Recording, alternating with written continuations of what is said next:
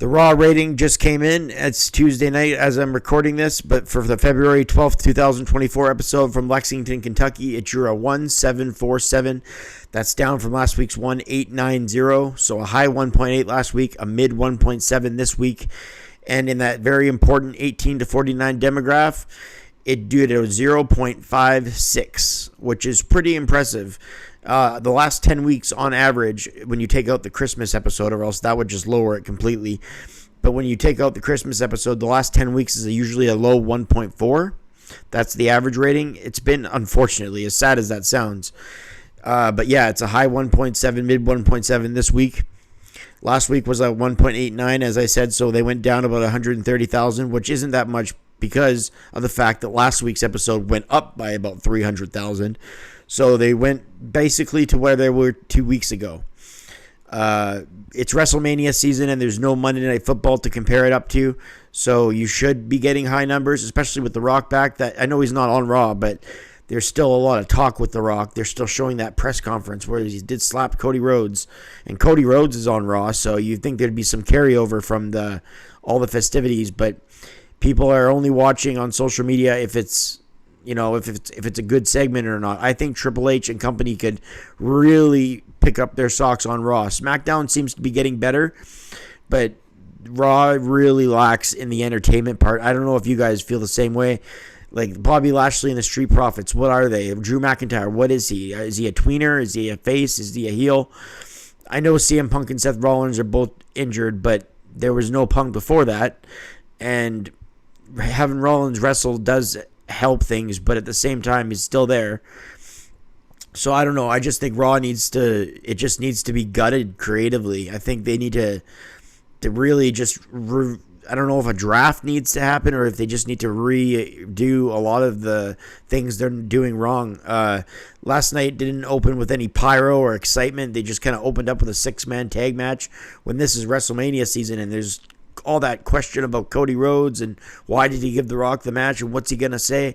And they just open up with a 6-man tag with no pyro. Just, hey, welcome everyone to Monday Night Raw. And yeah, it didn't feel exciting. It didn't feel like must-watch TV. I don't know if it's because I'm doing Attitude Era, Nitro, and Raw reviews on my channel each day.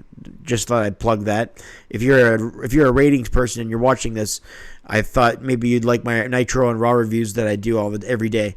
I put them side by side so you can see what segments went up against what segment. So hit like and subscribe if you're new to my channel and that sounds interesting to you.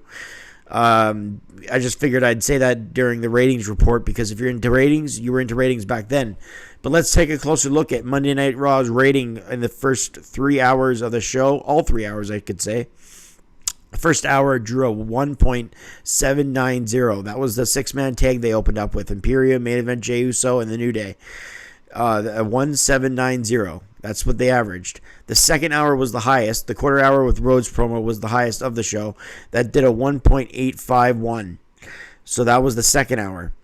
The third hour, which was opened by Becky Lynch promo and ended with Shinsuke Nakamura and Sami Zayn, did the lowest. That did a 1.600. So all of that combined is a 1747, which is the rating we got. And again, the 10-week average is a 1.4 in the last 10 weeks. And the last 10 weeks, the 18 to 49 demo average is well below 0.50. But this week, it was a 0.56. Last week, it was a 0.58. So they're still staying strong ratings-wise. But could there be room for improvement? Of course. There's still 6 weeks to go to WrestleMania, so you got to think the number is going to get higher into the 2s maybe. That should be the goal. You should be at least hitting a 2 these days with wrestling, especially when WrestleMania is around the corner. But 1.7 right now, they'll take it. It's not a huge drop, and it's not as low as it's been the last couple months. So we'll see what the SmackDown number does this Friday with The Rock and Roman there. That's going to be really interesting to see. SmackDown's been outperforming Raw in the ratings, but that's different. That's broadcast cable, and it's like I say, it seems like a different entity than Raw. Raw needs to be gutted, I think, creatively. There's just, I don't know, there's too much lackluster. It feels so formulaic, so you're not going to miss anything. Like, each time they go to commercial, I have to ask myself, why am I watching this? Oh, yeah, I'm taking notes for the review I'm going to do. But if I wasn't reviewing them, I would not be watching these shows. Maybe I'd be watching a bit of SmackDown, but just to see the Bloodline storyline. But other than that, I would not be watching these shows if I didn't review them on my channel that I'm trying to grow. I'm just being honest. I wouldn't. These shows are somewhat painful to get through. But some people like them. Some people think they're doing great right now. And all the power to you. I wish I could be that optimistic. But anyways, I am optimistic that they can turn things around for WrestleMania season, closer to it, closer to the day. I think they can get over a 2. That's the goal right now. So we'll see what they do that.